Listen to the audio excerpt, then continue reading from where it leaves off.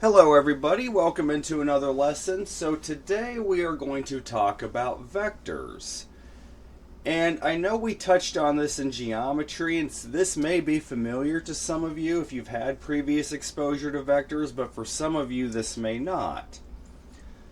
So vectors are used all the time in physics to express things such as work and force. Basically things that you can't use a single quantity to express, such as going from one initial point to another. That's where force and work are based off of. You can't usually express it as a single quantity. You got to figure out a vector. So it's basically, you can think of it as another way of expressing the change in x and the change in y all at once. So a vector is denoted by either a bold lowercase letter or a lowercase letter that's normal with a half arrow above it. And a vector, you'll see, is denoted by angled brackets. To find your vector, you're going to take your second x coordinate minus your first x coordinate, and then your second y coordinate minus your first y coordinate. The result of that we just tend to call PQ. And a vector goes from an initial point where you see it starts to the end where it touches the point with the arrow called the terminal point. So wherever you see the arrowhead, that's the terminal point.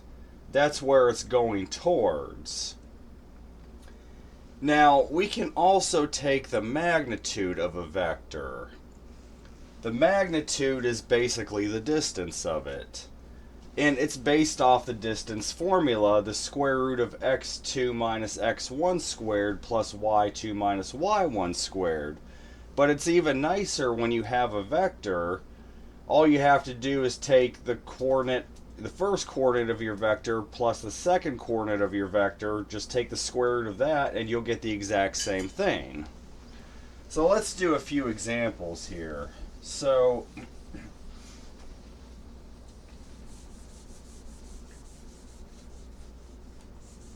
let's start out with, we're going to go from 0, 0 to 4, 2.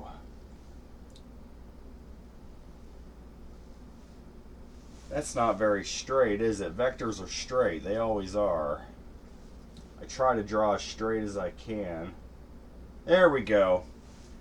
So it's starting at the point 0, 0. It's ending the terminal points at 4, 2. We want to find the vector, which the angled bracket form is called the component form. We'll get into another form of that a little bit later in the lesson called the linear combination, which they both mean the same thing. It's just a different way of expressing it. But we're going to call this vector v. I'll call that vector v. And for this lesson, we'll just use the lowercase letter with a half arrow above it since it's harder to draw bold. So vector v, that's going to equal your second x coordinate. In this case, that would be 4 minus your first x coordinate of 0, and then your second y coordinate, which is 2, minus your first y coordinate, which is 0. That means that vector v itself in component form is going to be 4, 2 with the angled brackets. So this indicates a change of positive 4 in the x direction, positive 2 in the y direction. And we can also find the magnitude of vector v. Again, it just looks like the double absolute value symbol to find the magnitude. All you got to do is take the square root of your x coordinate of the vector, which is 4 squared, plus the y coordinate of the vector, which is 2 squared. Well, this turns into the square root of 16 plus 4. That would equal the square root of 20, which in simpler form would equal 2 times the square root of 5. So the magnitude of vector v in this case would be 2 times the square root of 5. And I got a few more of these.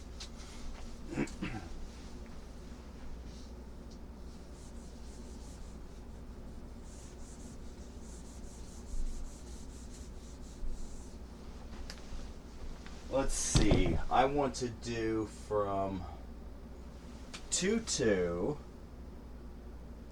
So we're going to start at the point 2, 2. We're going to go to -1, 4.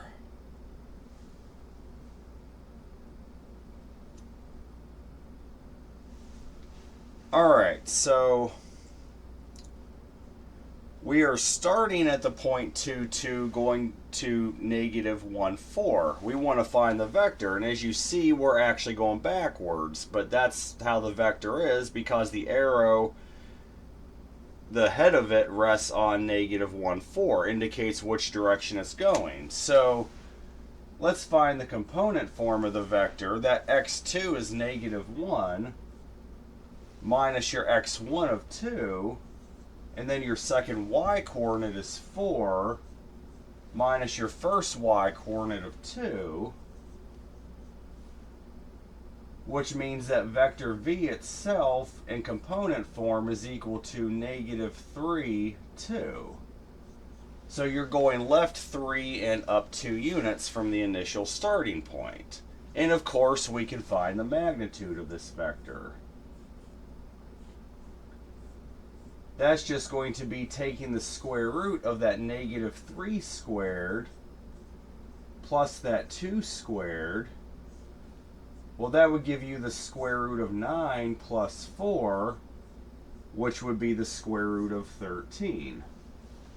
So vector v in this case has a magnitude of the square root of 13.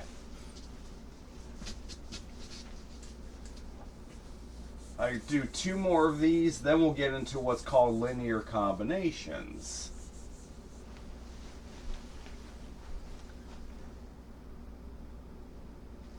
All right.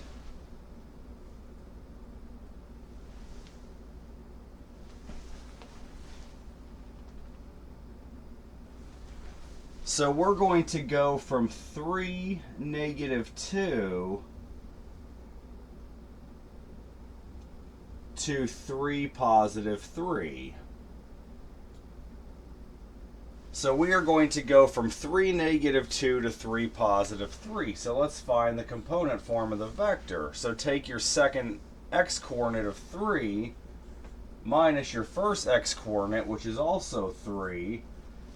Then take your second y coordinate of 3 minus your first y coordinate, which is -2, while 3 minus -2 turns into 3 plus 2, which means that vector v itself is going to be 0, 5, which you will sometimes have that. So you're literally going nowhere in the x direction, but going 5 up in the y direction.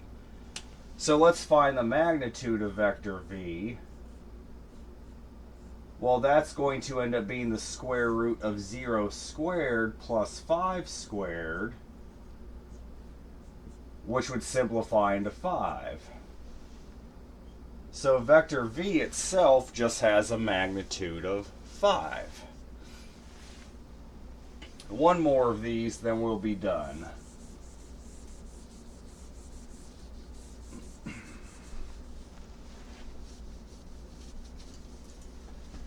All right.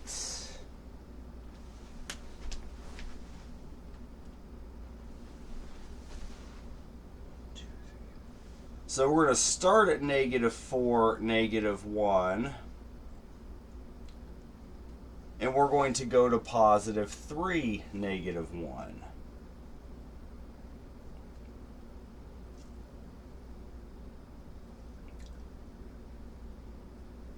So we want to find the vector from -4, -1 to 3, -1. Okay, so we're going to end at negative 3, we're going to end at 3, negative 1, so we're going to take the x2 coordinate, which is 3, minus the x1 coordinate, which is negative 4. Okay, so 3 minus negative 4 turns into 3 plus 4. And then take your y2 coordinate of negative 1 minus your y1 coordinate of negative 1. Well, negative 1 minus negative 1 turns into negative 1 plus 1, which means vector v itself would be 7, 0. So we are going over to the right 7 units and up or down 0 units. So let's find the magnitude of vector v in this case. Here's our vector v. That would equal, whoops, I should probably write all of it out, right? That would equal the square root of 7 squared plus 0 squared, which would simply be 7. So the magnitude of this vector is 7. Alright, so that's finding the component form of vectors and the magnitude of vectors. Now, we're going to talk about something called linear combinations of vectors. So, let's see here.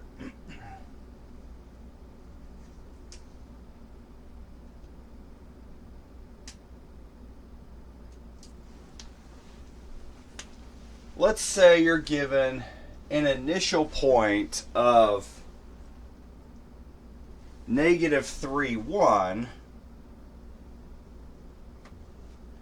That's your initial point, is going to be negative 3, 1.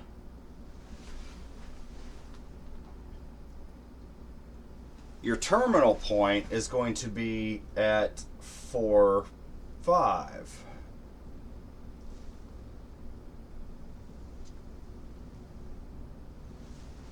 So yeah, big vector here.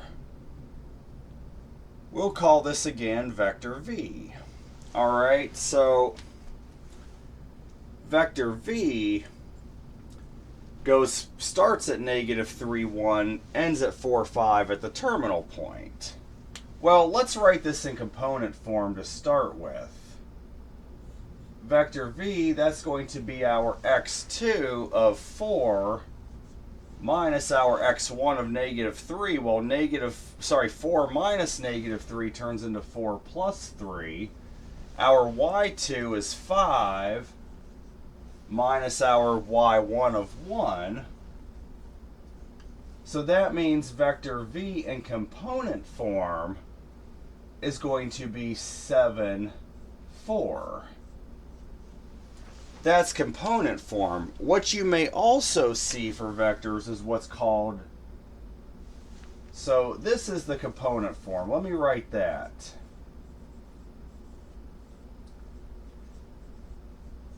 Both of these forms, the second form I'm about to show you, is often used interchangeably with the component form. Now, a linear combination, again, is the exact same way of expressing this vector, but it tends to be a little more confusing. To find a linear combination, you take your vector, the first coordinate is called I. And I know we said ever since the dawn of time, never use I for a variable. Well, with vectors, they break that rule. When they use I, they don't mean the square root of negative 1. They don't in this case. What you do is you take your first coordinate of the vector. It's going to be, in this case, 7i plus, always plus, and then your second coordinate is j, plus 4j. It means the exact same thing as 7, 4 in component form. But if you see an I plus a j, this is just a linear combination form of the component form, okay? So keep that in mind. We're going to do a couple more linear combinations, just so you can get used to the terminology. And not right away in this course, a little later in this course, we're actually going to do vectors in 3 dimensions, which we will add a letter K at that point. But that's a little further down the road. Alright, let's start at 0, -2. That's where we're going to start, is at 0, -2. We're going to go to 3, 6.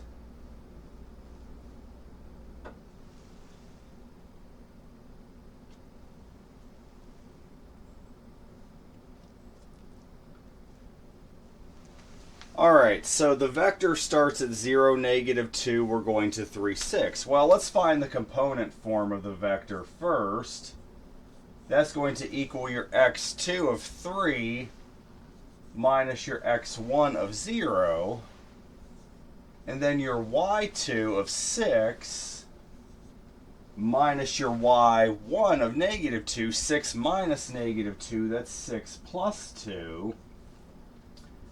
Well, that means vector v in component form is going to be 3, 8.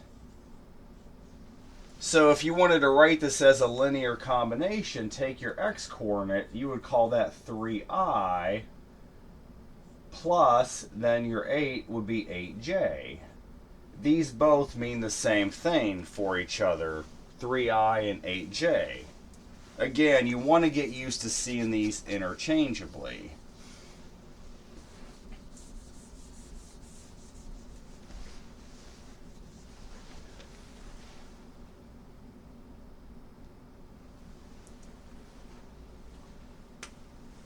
Now, let's come back to a couple we did earlier. This time we're going to write the linear combination.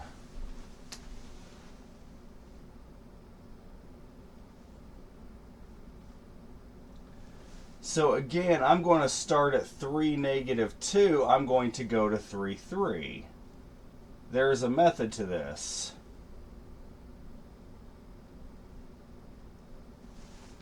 Okay, so I'm starting at 3, 3, starting at 3, -2, going to 3, 3. Well, let's start out by finding the component form of the vector again. Take your x2 minus your x1, and then your y2 minus your y1. 3 minus -2 is 3 plus 2. So in component form, your vector is going to be 0, 5. Now, to write this as a linear combination, of course, at first it would end up being 0i plus 5j, but it would just simplify into 5j, because 0 times anything is 0. So you might end up seeing 5j. If you just see a j with no I, that means the x-coordinate of the vector is 0. You're only accounting for a change in y. And let's do another one here, kind of like this.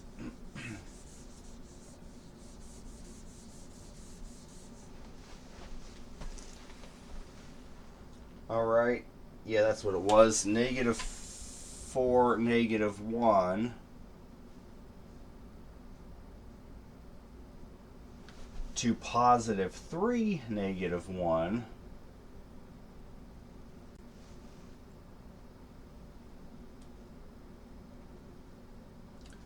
So let's find the linear combination of the vector from starting at -4, -1 to 3, -1.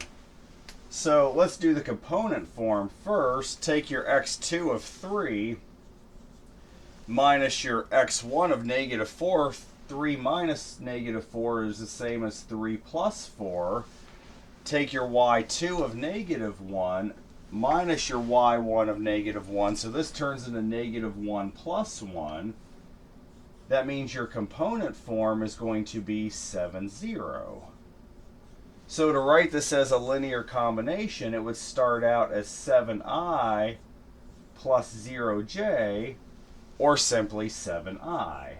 That's how you would see it as a linear combination. You would see no j. So you would literally just see 7i. So those are linear combinations.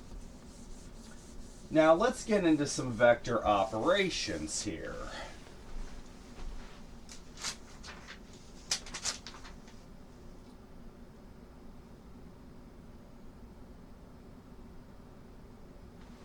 So let's do some vector operations.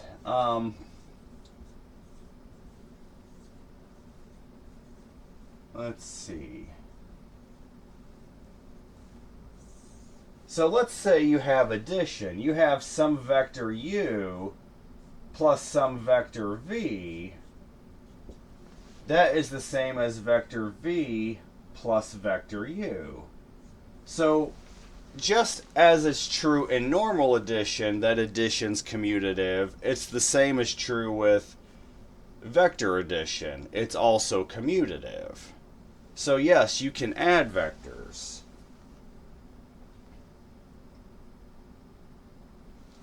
And let's see, vector addition is also associative. So if you have three vectors, so you have the quantity of vector u plus vector v, all that plus a vector w, that's the same thing as vector u plus the quantity of vector v plus vector w. So vector addition is not only commutative, it is also associative too. Alright, so, and it's true it's got the identity property. If you take some vector u plus 0, which is just the 0 vector, you get back the same vector.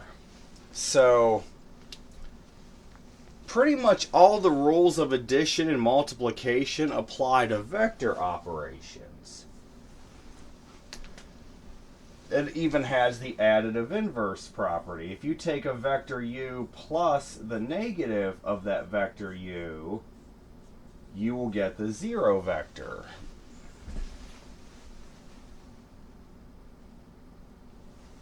Now there's also vector multiplication.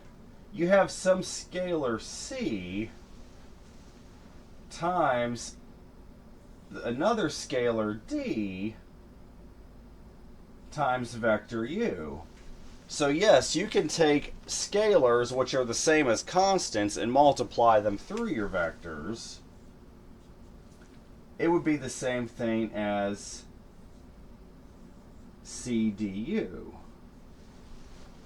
Or you could even say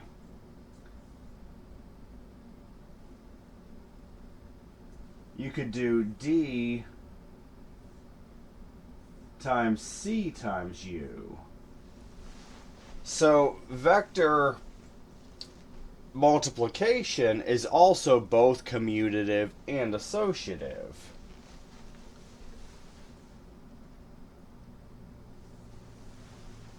And you can even apply the distributive property. You have the sum of two scalars times a vector. It's going to be the sum of one scalar times a vector plus the other scalar times the vector. So yes, the distributive property also applies.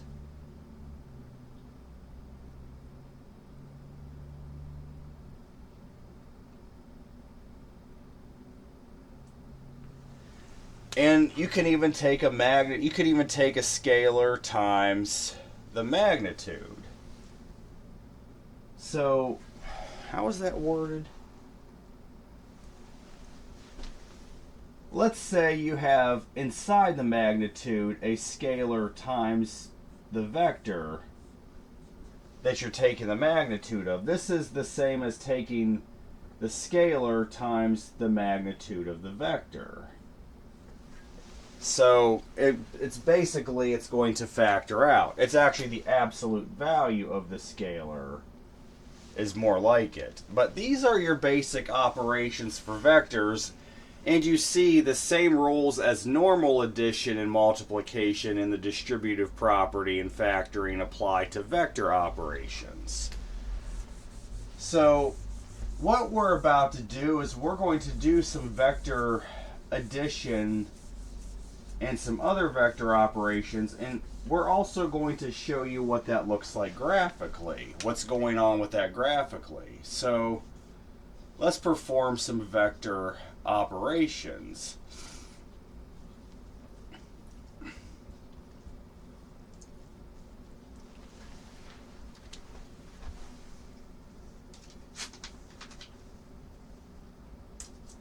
Wrong way.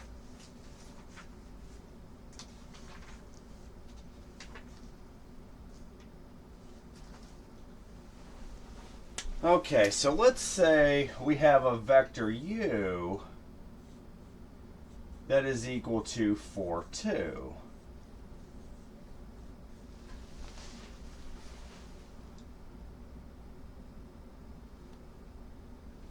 And then we have a vector v that is equal to 7, 1. Now let's make that 6, 1 because I'll end up off the chart.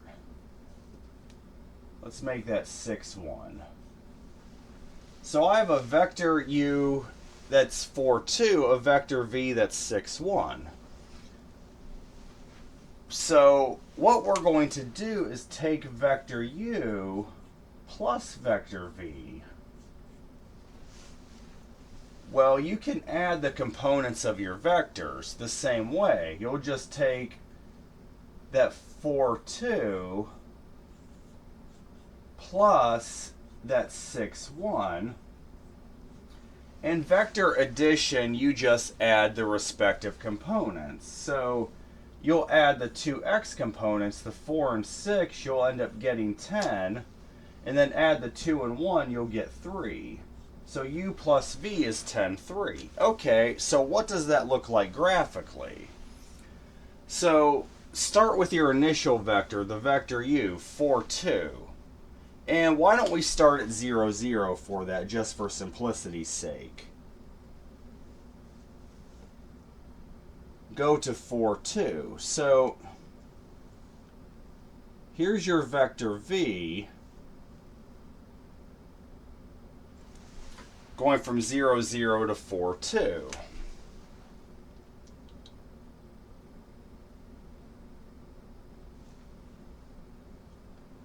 Now, when you add a vector graphically, if I'm going to add, this is vector u, excuse me. If I'm going to add that vector v to vector u, what I'm going to do is I'm going to go from the head, which is where the arrow is, the terminal point of vector u, I'm going to literally add this 6, 1 from the point 4, 2. So this would put me at 10, 3 right here.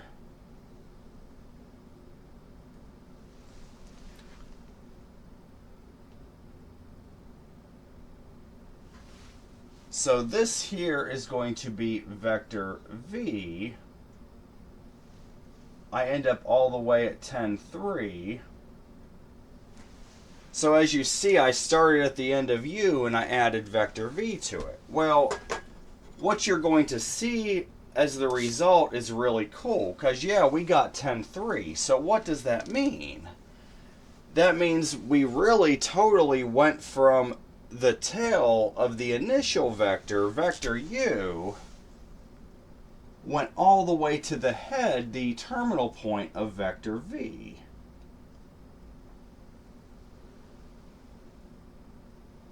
You end up with what looks like a triangle. So here, this connector piece is vector u plus vector v. We went over 10, 3 from the initial starting point of 0, 0. So that's graphically what adding a vector looks like.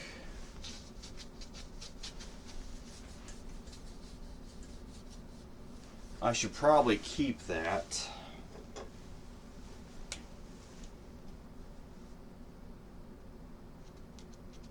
At least the vector u.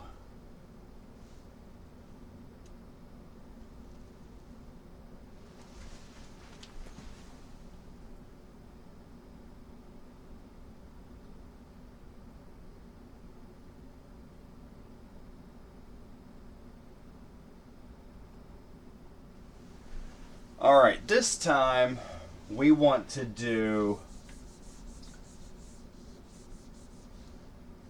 vector u minus vector v. Alright, so we're going to subtract a vector, and just like in normal subtraction, vector subtraction is not commutative, so we have to remember that. But here we go from point 4, 2, here's 0, 0, here's 4, 2. This is going to be your vector u. Now, when you subtract something, isn't this true that you're just taking one quantity and adding the negative of the other quantity? So really and truly, there is no such thing as vector subtraction. It's actually taking one vector, adding the negative of the other vector. So what's this going to look like? We're going to take u, which in this case is still 4, 2. That hasn't changed. Plus, what we're going to do now is take negative 1 times that vector v, which is 6, 1. Which is going to simplify further into 4, 2 plus that scalar on the outside of the 6, 1 will just distribute through your vector. So this would turn into 4, 2 plus negative 6, negative 1. That's how scalar multiplication works with vectors. You just distribute it through to both your components and you get new components. So now we're just going to add that 4, 2 plus negative 6, negative 1. You end up getting negative 2, positive 1. Well, the process is still the same as addition. You're going to go from the head, the terminal point of your current vector u, you're going to add negative v to that. So that's going to put me at the point negative 2, 1. So I go from 4, 2, the terminal point of the first vector. I'm going to go right here. I'm going to go down. I'm going to go left 6, down 1. This is vector negative v, though. We want to indicate that we've gone a vector negative v as opposed to a normal v. So what does that look like graphically? Well, the answer is negative 2, 1, which makes sense because you always go from the tail of your original vector, which was 0, 0, to the head of the second vector, which was negative v. That would only be a change of left 2 and up 1. So this here represents u minus v, or u plus negative v, however you want to look at it. That's how that would look graphically.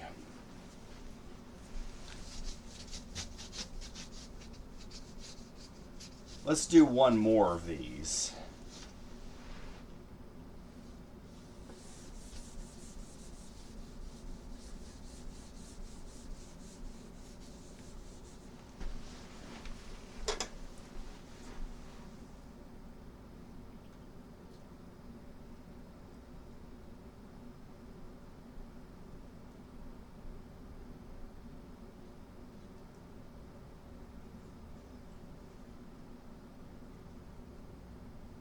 Now, they're going to switch it up on you. U is going to be I plus j. So we see the linear combination. And we see that vector v is going to be 2i minus 3j. So what they've just done is they've given you the linear combination as opposed to the component form. But again, it means the same thing. If it helps you convert these into component form, that I plus j is just the same as 1, 1, right? And then that 2i minus 3j, that's just the same as 2, negative 3. Understanding these interchangeably is definitely going to help you. So let's do u plus v. So add vectors u and v, you'll end up taking 1, 1 plus 2, negative 3. So that means your final result should end up being 3, negative 2. Well, let's draw that vector u starting at the point 0, 0. Let's go to 1, 1. A rather small vector at this point. But nonetheless, there's your vector u, 1, 1, 0, 0. Now vector v, so again, if you're going to add a vector, go from the head of the first vector at that 1, 1, and then go over 2 and down 3. So 1, 2,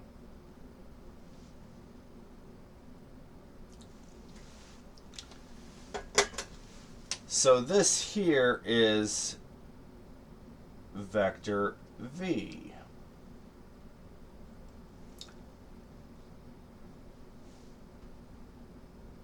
Which would put you down at 3, negative 2.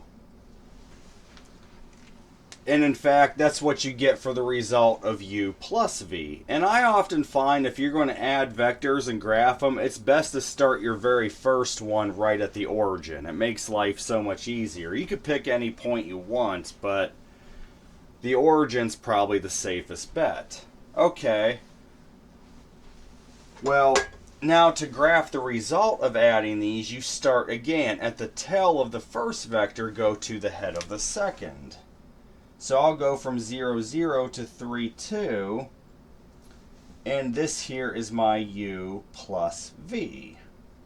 Is that the third side of that resulting triangle? Alright, so you guessed it, we're going to do a u minus v. But first, let me redraw u.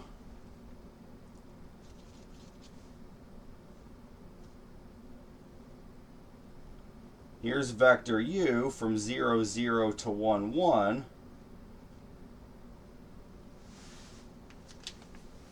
This time, however, we are going to do u minus v.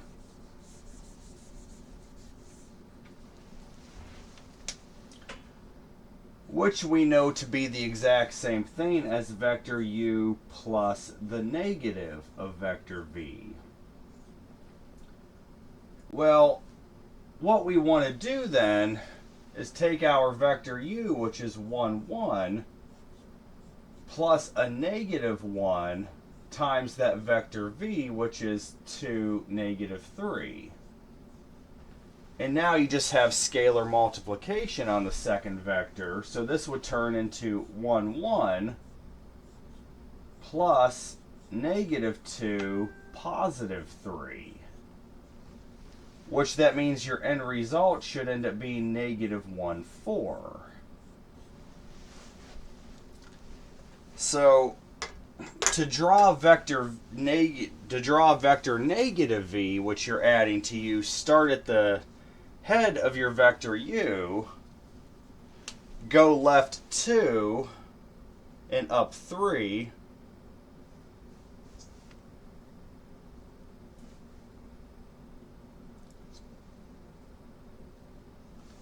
So this here is vector negative v because you added that to vector u.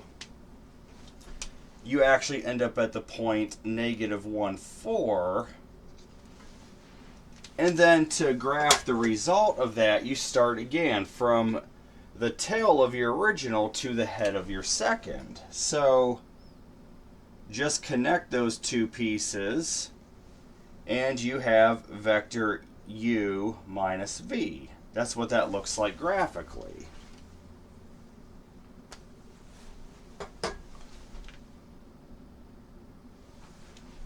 Alright, so there is vector addition and subtraction.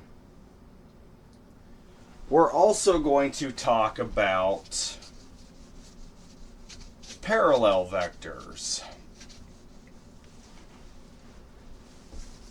So let's talk about parallel vectors. Those are also very important.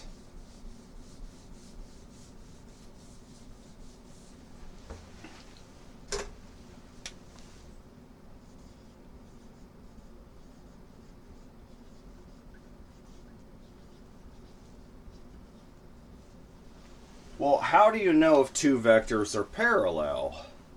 Well, they're scalar multiples of each other's. That's the only way to tell. So, let's say I have some vector u, which is equal to 1, 2.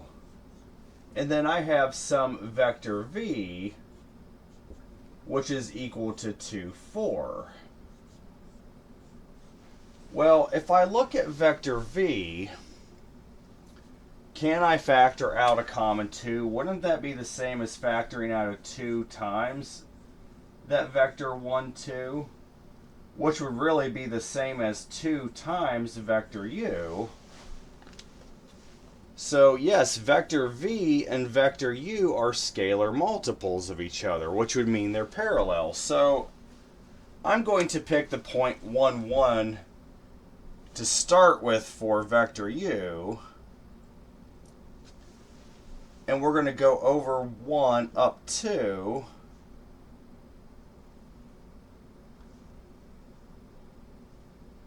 which would put me at 2, 3. There's my vector u. Now, what if I went over to, I start at 4, 1 for vector v. Let's see, so then I go over 2.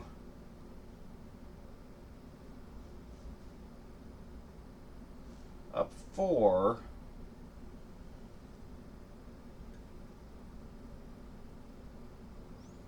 So this would put me at 6, 5. So graphically, if I look at these here, since they're scalar multiples, they definitely look parallel, right? In fact, they are parallel, because they are literally just scalar multiples of each other. Now, if they're positive scalar multiples, in this case as they are, you could also argue that u is half of vector v. You could say the same thing, so they're scalar multiples. If they're positive scalar multiples, that means they're going in the same direction as each other. And they can be parallel in the same direction, or they can be parallel going in the opposite direction. So what if I reverse it here? I'm going to keep the same vectors even, but this time I'll make 6, 5 my starting point for v, and I'll make 4, 1 my terminal point for v. So that means vector v would actually be -2, -4, which means I could factor out a -2 and get a -2 scalar multiple of u, because you would still get -2 times 1, 2, so vector v is -2 times vector u. Well, they're still parallel, but they're going in the opposite direction. So that's a way to tell that the vectors are parallel, is that they are exact scalar multiples. Now,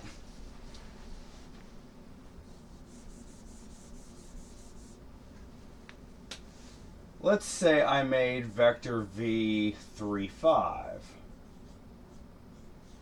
So I'll start at 4, 1 again. I'll go over 3.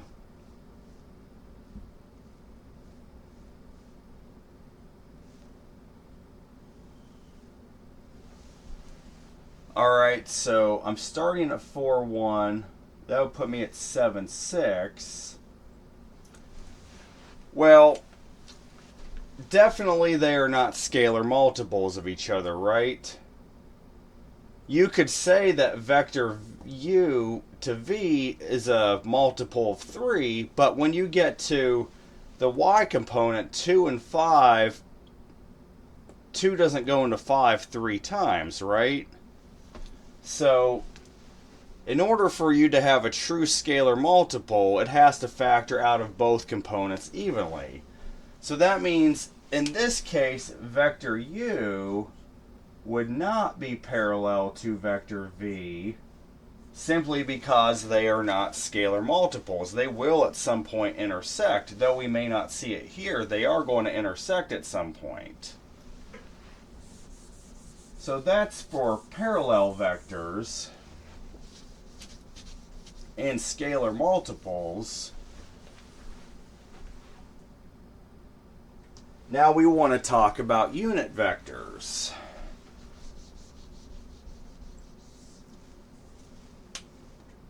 We are going to talk about unit vectors. So, the formula for a unit vector, so that's going to be taking the vector itself and dividing it by the magnitude of that vector. That equals your unit vector. We'll just call that vector u in this case to stand for the unit vector. So,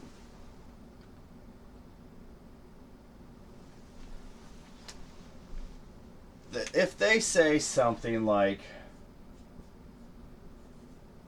find a unit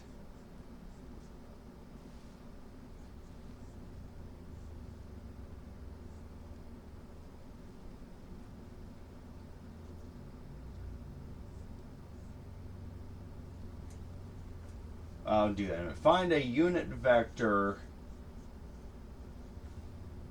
in the direction of the vector. So you're often going to see problems like find a unit vector in the direction of the vector, okay? This case, they give you vector v is 6, 0. Well, to find the unit vector, what you need to do is take the magnitude of vector v to start with, which would be the square root of 6 squared plus 0 squared, which would literally just be 6, right? So to find that unit vector, you're going to take 1/6, 1 over that magnitude of v, times vector v. So that would equal 1/6 of vector v.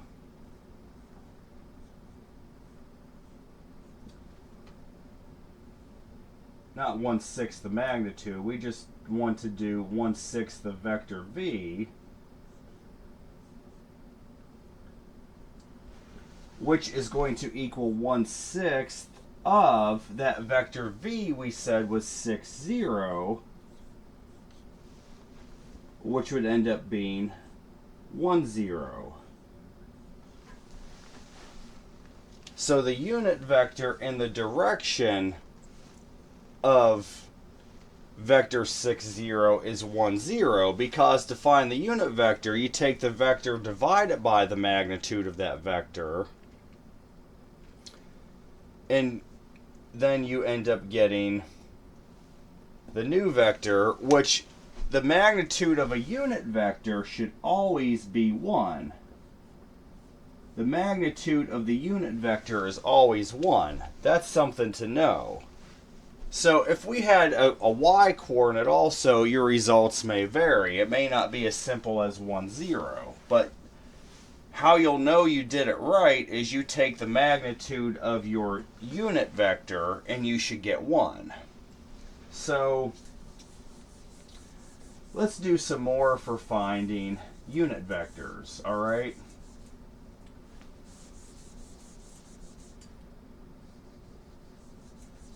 Let's go up some here.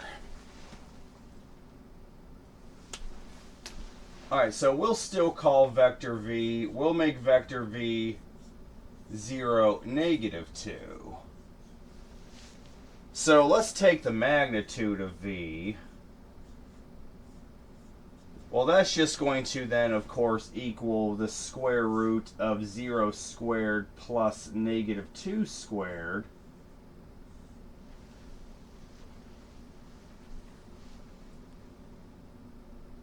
Which in this case would equal 2. The magnitude itself is 2. So that means then we're going to take 1 divided by that magnitude of v, multiply it by vector v itself. So that means we'll take 1/2 of that vector v, so that'll be half of 0, -2, which means your unit vector is going to end up being 0, -1. That would be the unit vector in the direction of 0, -2, which you take the magnitude of vector u, you'll also end up getting 1. Those couple were obvious. Now the next few we're going to do are not as obvious.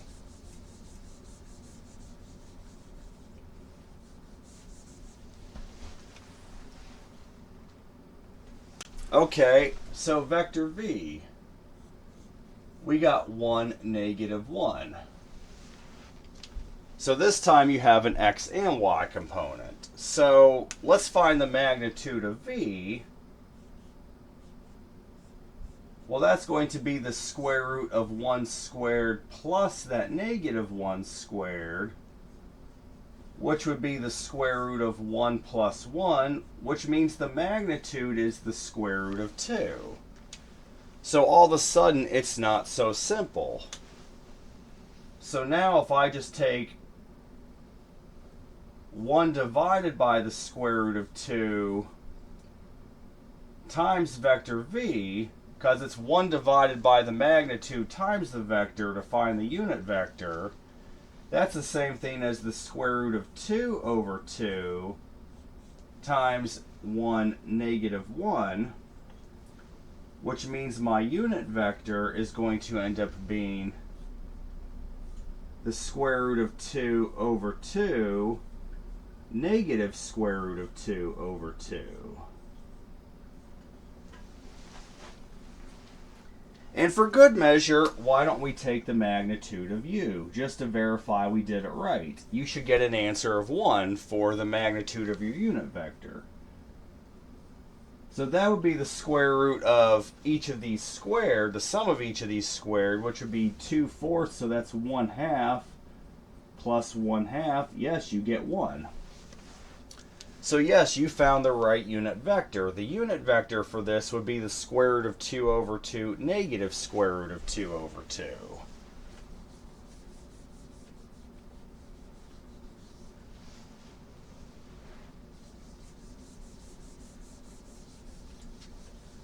All right, let's do another one of these.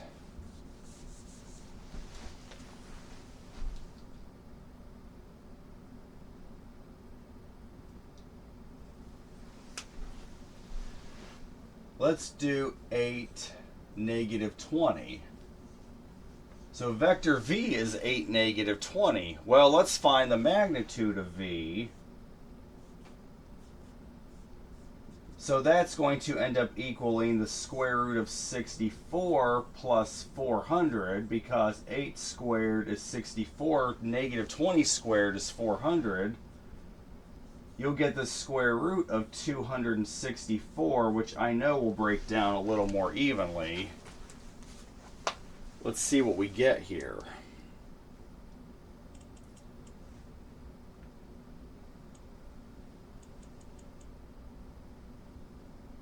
Yes, so you end up getting 4 times 66, which would give you a magnitude of 2 times the square root of 66. So the magnitude of vector v is 2 times the square root of 66. So let's take 1 divided by the magnitude, which would be 1 divided by 2 times the square root of 66, times that vector v, which would be 8 negative 20, which we can at least divide both of these by 2. You'll end up getting 1 over the square root of 66 times 4 negative 10. Simplified a little bit, but we got to rationalize the denominator. So you end up with 4 times the square root of 66 over 66, negative 10 times the square root of 66 over 66, which when you factor out the common 2, you should end up getting 2 times the square root of 66 over 33, and then negative 5 times the square root of 66 over 66. That would end up being your unit vector for vector v. So as you see, these can get a bit hideous, but that's your unit vector. And if you add both of these under the square root, you'll end up getting a magnitude of 1. Alright, I got one final set of exercises I want to do, then we'll be done with the lesson.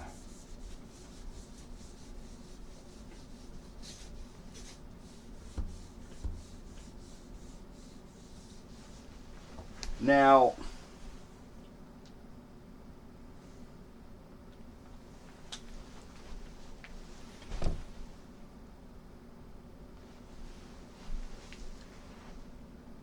let's see.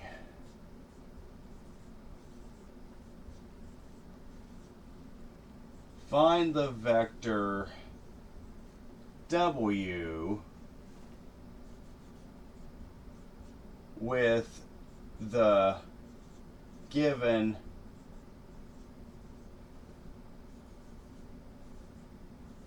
magnitude of v in the direction of v. Alright, so you're going to see sometimes too, they'll ask you to find a vector W with the given magnitude of vector v in the direction of vector v. So what does that mean? They give you that the magnitude of W equals 8. So you already know the magnitude of the vector W. They give you that vector V itself is going to end up being 5, 6.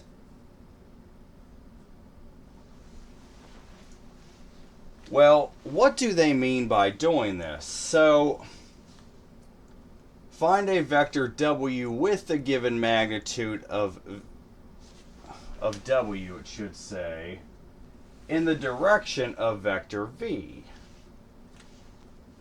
So, the key to this is in the direction of vector V. That last part is what they're going for, really. If you want to find a vector in the direction of vector v, that usually indicates a unit vector. So actually what you need to do first is find the unit vector for vector v. So take the magnitude of vector v first. Well, that's going to equal the square root of 5 squared, which is 25, plus 6 squared, which is 36. or simply just the square root of 61. All right, so the magnitude of v is going to be square root of 61. So first thing now, find the unit vector for unit v. So the unit vector, that's going to be 1 over that square root of 61, or 1 over the magnitude of v, times the vector v itself, which is 5, 6. Okay, so what you'll end up getting is 5 times the square root of 61 over 61, 6 times the square root of 61 over 61. All right, so that's just your unit vector v. Well, you're really, that vector w is based off the magnitude. It's based off that unit vector of v. So what you have to do now is take that magnitude of vector w,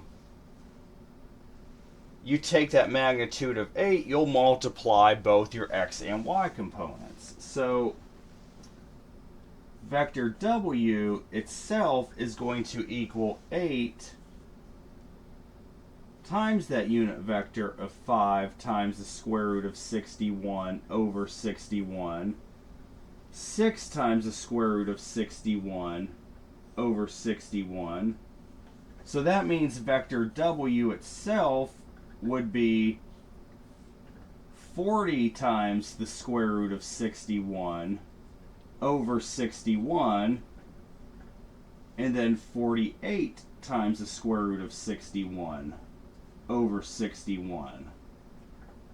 And if you took the magnitude of w, you should get a magnitude of 8.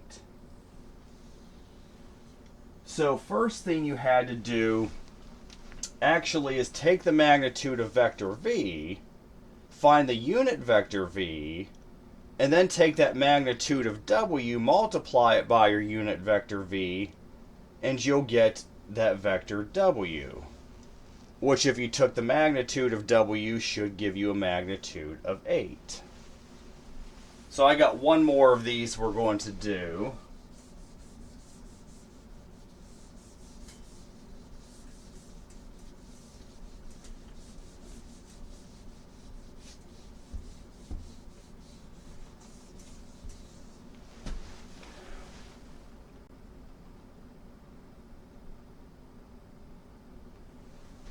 Alright, so let's see. The magnitude of w has a magnitude of 7. Vector v is going to end up being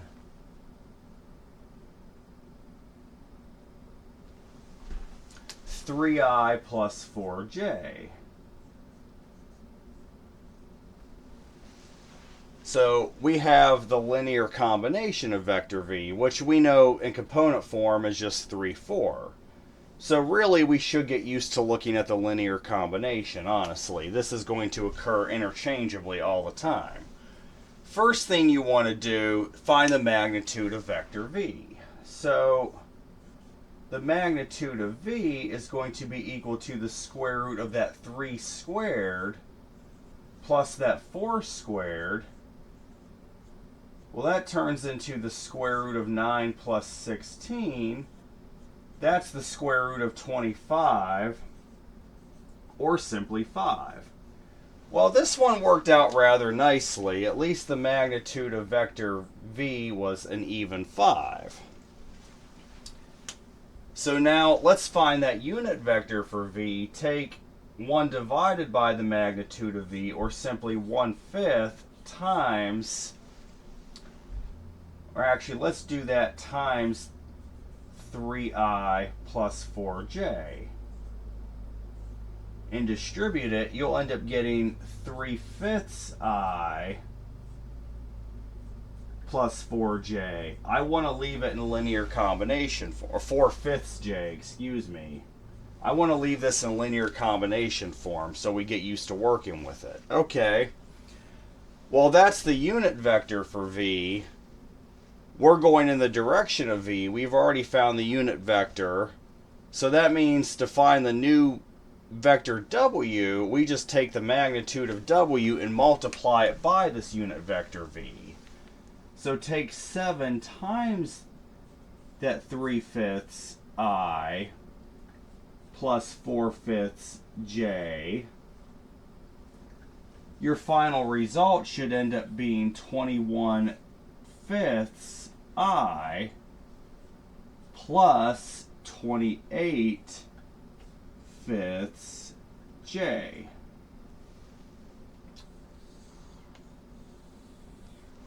So it turns out then that the vector w in the direction of v is 21/5 I plus 28/5 j. And you actually should then end up getting a magnitude of 7 for this particular vector. Well, it should really end up being 7/5, but because it's based on the magnitude of vector v, but anyway, so that is how you would find a vector with a given magnitude of another vector in the direction of the first vector. So that's it for this lesson. Next lesson, we're going to get into trigonometry and vectors. So that's going to include stuff even like finding the angle between two vectors. So I hope everyone has a great day. Take care.